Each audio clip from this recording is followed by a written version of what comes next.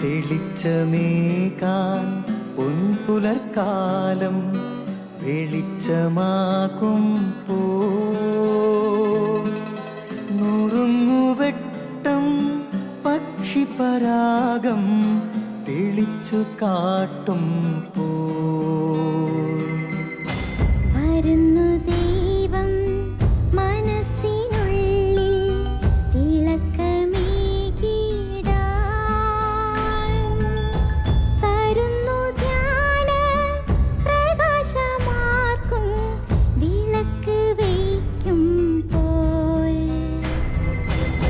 നുറുങ്ങുവെട്ടം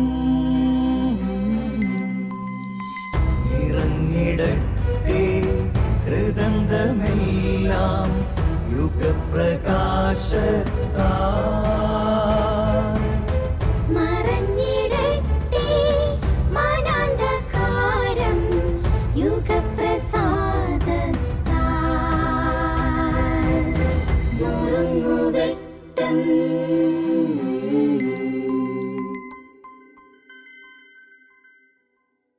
പ്രിയമുള്ളവരെ, പീറ്റർ ഗുരുവിനെ തള്ളിപ്പറഞ്ഞു കഴിഞ്ഞപ്പോൾ വല്ലാതെ സങ്കടത്തിലായി.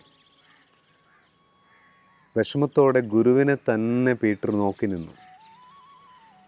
ഗുരുവിനെ മാത്രമേ അവൻ നോക്കിയുള്ളൂ. കാരണം എപ്പോഴെങ്കിലും ഗുരു തന്നെ നോക്കും. അന്നേരം ഗുരുവിൻ്റെയും തൻ്റെയും കണ്ണുകൾ ഒരുമിച്ച് നോക്കണം. അതായിരുന്നു പീറ്ററിൻ്റെ ആഗ്രഹം. അതുകൊണ്ട് ഗുരുവിനെ മാത്രം പീറ്റർ നോക്കിയിരുന്നു. അതുകൊണ്ട് തന്നെ ഗുരു നോക്കിയപ്പോൾ രണ്ടുപേരുടെയും കണ്ണുകൾ ഉടക്കി. പ്രിയമുള്ളവരെ, ഗുരു നമ്മളെ നോക്കുമ്പോൾ നമ്മുടെ കണ്ണ് എവിടെയായിരിക്കും? അവനെ തന്നെ നോക്കി നിൽക്കുകയാണോ നമ്മൾ? നമ്മുടെ ശ്രദ്ധയും നമ്മുടെ കണ്ണും മറ്റെവിടെയെങ്കിലും ആണോ? ചിലപ്പോൾ നമ്മുടെ ജോലിയിൽ മാത്രം, ചിലപ്പോൾ സമ്പത്തിൽ മാത്രം, ചില സമയങ്ങളിൽ ശുശ്രൂഷയിൽ മാത്രം, ചിലപ്പോൾ നമ്മുടെ ഇമേജിൽ മാത്രം നമ്മൾ ശ്രദ്ധിക്കുമ്പോൾ, അല്ലെങ്കിൽ നമ്മുടെ ഭാര്യയെ, നമ്മുടെ മക്കളെ മാത്രം ശ്രദ്ധിക്കുമ്പോൾ, ക്രിസ്തു നമ്മളെ നോക്കുമ്പോൾ നമ്മുടെ കണ്ണ് മറ്റെവിടെയാണെങ്കിൽ എങ്ങനെ നമ്മൾ അവൻ്റെ കണ്ണുകളെ കാണും?